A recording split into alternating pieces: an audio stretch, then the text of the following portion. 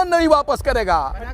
अरे उसको बोल दीजिएगा प्रधानमंत्री से कि उसका बाप ये काला कानून रद्द करेगा। दिल्ली भी पहुंचने का काम करेंगे और प्रधानमंत्री के छाती पर चढ़कर ये कानून रद्द करवा कर ही जाएंगे। कहावत है भोजपुरी में, पेट में खरना सींग में तेल, वही हाल है ये सरकार। आज पेट में खाने के लिए अन्न नहीं है, लेकिन सरकार योगा करा रही है। जो खुद गद्दार है वो खुद हमको गद्दार कहता है, जो खुद गद्दार है वो हमी को गद्दार कहता है, हमी को हर घटना का जिम्मेदार कहता है। और अयोध्या में चंदा चोरों ने करोड़ों की चोरी की और खुद को वो कैसा चौकीदार कहता है। कैसी चौकीदारी है? से शराब के दुकानों पे लिखा रहता है शराब स्वास्थ्य के लिए हानिकारक है, उसी तरीके से अब दीवार पर लिखा जाएगा नरेंद्र मोदी इस देश के लिए हानिकारक है। इस देश से भारतीय जनता पार्टी को उखाड़ फेंकने का काम किया जाएगा।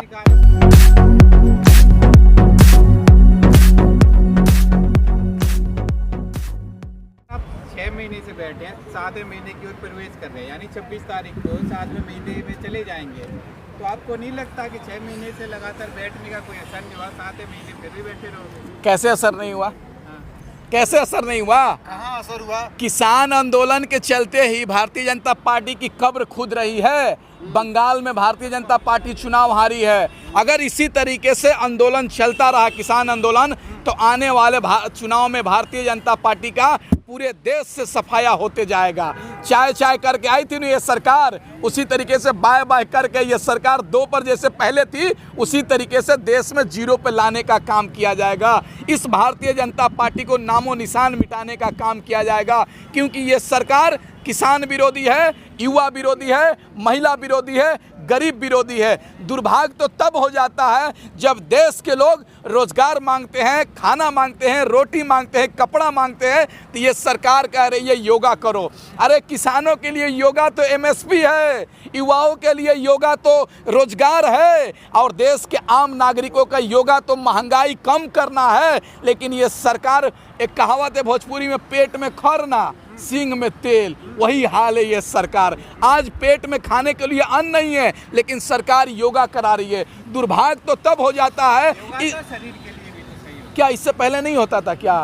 मोदी जी नहीं, मोदी जी प्रधानमंत्री नहीं थे तो इससे पहले योगा नहीं होता था। इसको बोलते हैं प्रचार। देश में लोग मर रहे हैं कोरोना महामारी से, जिनकी रोजगार चली गई कोरोना महामारी में, जिनकी नौकरी चली गई कोरोना महामारी में, जिनकी व्यापार बंद हो गई कोरोना महामारी में, जिनके ठेली रेवड़ी बंद हो गए कोरोना महामारी में, लेकिन सरकार उनके लिए एक शब्द बोलने का काम नहीं किया, उनको पुनः रोजगार दिलाने का एक शब्द बोलने का काम नहीं किया, बल्कि ये तो सरकार बड़े बड़े बैनर लगाकर प्रचार कर रही है।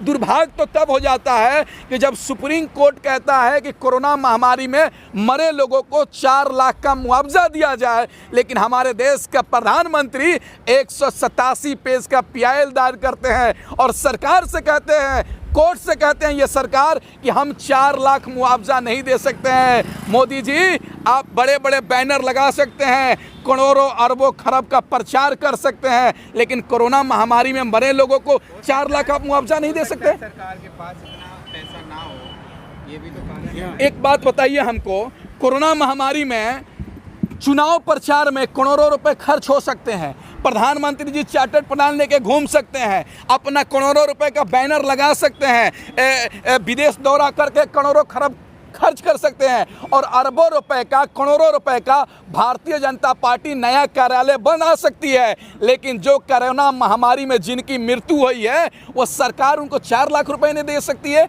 ये सरकार की नीति और नीयत पर सवाल उठती है कि ये सरकार की नीति और नीयत दोनों गंदी है। ये सरकार गंदी राजनीति करने का काम कर रही है कि देश के आम नागरिकों के बारे में नहीं सोचकर बड़े कॉरपोरेट घराने के बारे में सोच रही है। एक बात सुन लीजिए, अब वो दिन दूर नहीं कि सरकार जिस तरीके से शराब के दुकानों पर लिखा रहता है शराब स्वास्थ्य के लिए हानिकारक है, उसी तरीके से अब दीवार पर लिखा जाएगा नरेंद्र मोदी इस देश के लिए हानिकारक है। इस देश से भारतीय जनता पार्टी को उखाड़ फेंकने का काम किया जाएगा। बता रहे हो भाई, नेशनल टेलीविजन पे सर्वे किया गया है जिसमें लोगों की पसंद दिखाई गई है, उस पसंद में मोदी जी सबसे ऊपर का नाम है। मोदी जी नाम जो है वो प्रचार तंत्र के थ्रू हैं। आप देखिए 7 साल के अंदर जो नाम चाय चाय करके उन्होंने नाम पहले बनाया था, फिर उसके बाद चौकीदार करके, तो चौकीदार करके उसके बाद में जो है उन्होंने कहा भाइयों बहनों कि गधे से भी प्रेरणा ली जा सकती है। तो इस तरह से गधे जैसी वो प्रेरणा ले रहे हैं गधे से, तो गधे से प्रेरणा लेंगे तो देश का यही हाल होगा। आप देखिए जो चाय चाय करके लाए थे, उन्होंने चाय बेचने की उनकी पहली नीति थी, तो देश बेचने की रणनीति अपना ली। किस जगह बातों को, क्या बातें को आपने देखा ना, क्या क्या क्या चीज़ दोबारा रिपीट कीजिए। नहीं, प्रधानमंत्री जी खुद कहते हैं ना कि मैं चौकीदार हूँ, मैं चाय बेचने वाला था, चाय बेच के, चाय बेचना कोई गलत नहीं होता, लेकिन आप देश बेचना स्टार्ट कर दोगे। चाय बेचते बेचते आप कहते हो कि मैं चौकीदार हूँ। चौकीदार कैसी हो रही है? हमें जो खुद गद्दार है वो खुद हमको गद्दार कहता है, जो खुद गद्दार है वो हम ही को गद्दार कहता है, हम ही को हर घटना का जिम्मेदार कहता है। और अयोध्या में चंदा चोरों ने करोड़ों की चोरी की और खुद को वो कैसा चौकीदार कहता है। कैसी चौकीदारी है? नीरव मोदी यहाँ से पैसे लेके भाग जाता, किस तरह की ये चौकीदारी है मैं मोदी जी को बताना चाहूँगा। और एक चीज़ और वो कहते हैं, एक चीज़ और कहते हैं वो अपने आप को फकीर। एक चीज़ इसी में जो मोदी जी का सवाल है, वो खुद को फकीर भी कहते हैं कि मैं झोला उठा के चला जाऊँगा, लेकिन वो इस स्तर पे लिया है कि बाहर से जो चंदा लेकर आए थे, जो आपने देखा महामारी के नाम पे फंड इकट्ठा किया था, उस चंदा चोरी को उसमें प्रचार तंत्र में लगा देते। तो वो इस तरह की फकीरी हमें नहीं चाहिए और उनका झोला ये किसान देखेगा। लेकिन देश के लोगों को चाहिए। हाँ, आप कह रहे हैं कि सरकार देश हित में काम नहीं कर रही है। योगी जी तो ला रहे हैं देश हित में कानून, जनसंख्या नियंत्रण कानून का है, उससे क्या होगा? रोजगार मिल जाएगा युवाओं का। तो बोल तो रहे रोजगार एक भोजपुरी में कहावत है, यार का गुस्सा भतार पर निकाल रहे हैं।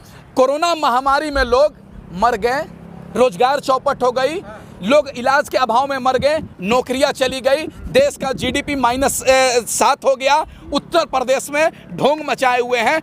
उन सब चीज़ों को भूलने के लिए एक नया कानून आ गया, जनसंख्या नियंत्रण कानून। लोगों को उसमें उलझाना चाहते हैं। क्या योगी जी, जनसंख्या नियंत्रण कानून लाने से उत्तर प्रदेश का विकास हो जाएगा, युवाओं को रोजगार मिल जाएगा, महंगाई कम हो जाएगी? तो मैं इस जनसंख्या कानून का समर्थन करता हूं। जब इस जनसंख्या नियंत्रण कानून से कोई फायदा नहीं होने वाला है तो ये कानून लाने की क्या जरूरत है? किसान कह रहा है एमएसपी पे कानून बनाओ, सरकार सुनने को तैयार नहीं है। सुनो, भाजपा नेता बोले थे ना, जिनके 20 है उन्हें ज्यादा मालूम है ना उत्तराखंड में, तो अगर कम होगा तो उतना ही कम देना पड़ेगा ना सरकार को भी। एक बात बताइए ना, अभी जनसंख्या नियंत्रण कानून ही जरूरी था या एमएसपी पे कानून बनाना जरूरी था? ये कानून रद्द करना जरूरी था या जनसंख्या नियंत्रण कानून लाना जरूरी था? मना कर दिया हुआ थे, वाजिब नहीं है आपकी कानून वापस नहीं होगा। कौन नहीं वापस करेगा? अरे उसको बोल दीजिएगा प्रधानमंत्री से कि उसका बाप ये काला कानून पास के रद्द करेगा। ये प्रधानमंत्री से कहना चाहता हूं, इस देश को आज़ादी दिलाने के लिए 90 वर्ष तक संघर्ष किया गया था। ये आज़ादी की दूसरी लड़ाई है।